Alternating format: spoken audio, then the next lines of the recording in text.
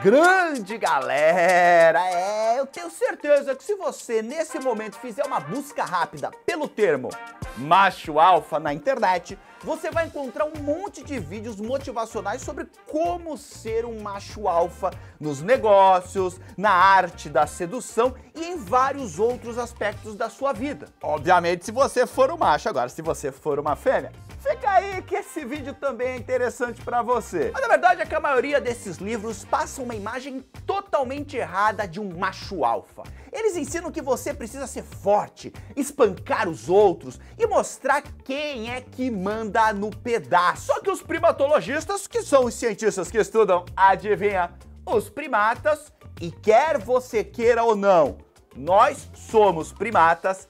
Esses cientistas, eles discordam dessa ideia totalmente. Para esses cientistas, o significado de ser um indivíduo alfa é muito mais simples. Um alfa é nada mais, nada menos do que quem está no topo da hierarquia de uma sociedade. E nesse vídeo, a gente vai entender mais sobre esse cargo, olhando para os nossos parentes primatas, obviamente, os mais próximos, que são os chimpanzés. Na sociedade dos chimpanzés, um macho alfa tem que impressionar principalmente a sociedade. Mas não é na base da força como todo mundo pensa. As sociedades dos primatas geralmente são sistemas políticos e a força física é só uma parte dessa equação. O macho alfa, ele precisa conquistar a sociedade em vários sentidos. Só para você ter uma ideia, antes de uma troca de liderança em um grupo de chimpanzés, os machos fazem campanhas para derrubar o macho alfa que está governando. Essas campanhas são extremamente complexas, são longas e podem durar até 3 meses. Nessas campanhas, os novos candidatos a macho alfa, eles se tornam indivíduos extremamente generosos. Eles compartilham comida com todo mundo, bajulam as fêmeas e brincam com os filhotes. E olha só que curioso, porque normalmente os chimpanzés machos, eles não se interessam pelos filhotes. Mas quando eles estão em campanha, isso muda drasticamente. Eles saem amando todos os bebezinhos que estão lá no grupo. E uma coisa que me chama a atenção é que esse comportamento, ele não é muito distante do comportamento humano, não. Nas campanhas presidenciais, os candidatos costumam fazer algo muito parecido. Eles seguram bebês e tiram fotos com esses bebês. Essa atitude é como se fosse um sinal de: ó, galera, eu sou um bom líder, confia em mim. Afinal, eu seguro até bebê no colo. Então, observe que para ser um macho alfa, os chimpanzés, eles não ficam só saindo na porrada com outros chimpanzés, como todo mundo pensa. Muito pelo contrário, quando eles estão em campanha, eles gastam muito tempo bajulando e se doando para todos os grupos que estão lá perto dele. E qualquer semelhança com a nossa sociedade não é mera coincidência. E na sociedade dos chimpanzés também rolam os grupinhos de privilégios, né? Estilo Clube do Bolinha. No meio desses grupos, geralmente existem machos muito velhos, que não têm mais condições de ser um macho alfa, mas eles são indivíduos extremamente influentes. E esses chimpanzés velhos, eles começam a fazer joguinhos e formar coalizões secretas com outros chimpanzés. Aí, esses grupos acabam se tornando extremamente fortes, já que eles são compostos pelo macho alfa e os seus parceiros poderosos, né? Os famosos parças. Então você percebe aqui que o menor macho de um grupo, ele pode ser um macho alfa se ele fizer as alianças corretas com outros indivíduos do grupo. Se ele tiver os amigos certos e mantiver esses amigos felizes, ou também se ele tiver o apoio das fêmeas, ele pode ser um macho alfa. Não precisa ser o maior nem o mais forte, como o estereótipo manda. Inclusive, essa formação de coalizões deixa o conceito de macho alfa extremamente complexo de se entender.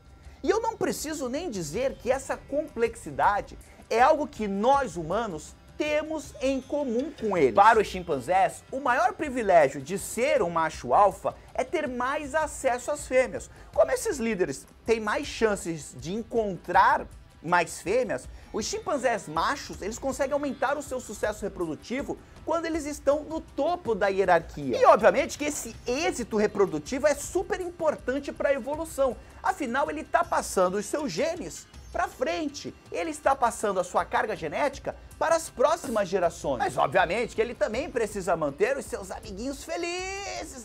Tem que deixar toda a galera feliz. Tem que dar um ministério, tem que dar um cargo de respeito, senão a casa cai pra tua liderança, macho alfa.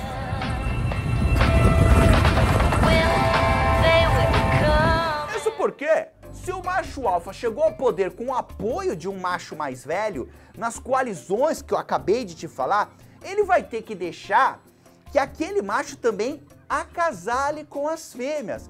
É como se fosse uma troca de favores. Se ele não fizer isso, o macho velho vai ficar bravo. E aí, ó, ele vai perder esse apoio. Outro problema para os machos alfa é que todo mundo quer essa posição.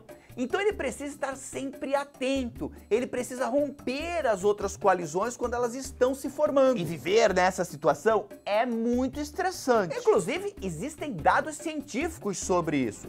O estudo, ele não foi feito exatamente com chimpanzés, mas sim com os seus primos, os babuínos. Os cientistas coletaram amostras de fezes dos babuínos e analisaram essas fezes. Olha só esse gráfico que está na tela. Quanto mais baixo na hierarquia o babuíno macho tá, mais elevado é o nível de cortisol nas fezes. Isso quer dizer que ele tá mais estressado. Mas o macho alfa, ele tem um nível de cortisol tão alto quanto os machos com menos hierarquia. Então a gente pode pensar que ser macho alfa é bom, né? É elegante, é mil maravilhas. Mas é uma posição bem estressante. Não é pra qualquer um, não. Além disso, o macho alfa tem uma série de obrigações que desviam muito daquele estereótipo de macho alfa valentão. Uma delas é manter a paz no grupo, controlando as lutas entre os outros chimpanzés, por exemplo. A segunda é que ele também precisa demonstrar empatia. Ele precisa ser o chefe consolador da nação. Nessa foto aqui, por exemplo, você está vendo o macho alfa impedindo a briga entre fêmeas. Essas fêmeas, elas estavam gritando uma com a outra, né, por causa de comida.